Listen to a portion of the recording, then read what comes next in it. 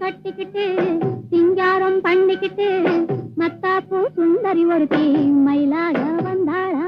சித்தாட கட்டிக்கிட்டு சிங்காரம் பண்ணிக்கிட்டு மத்தாப்பூ சுந்தரி ஒருத்தி மயிலாக வந்தாளா. அத்தானை பார்த்து அகந்து போய் நின்னாளா.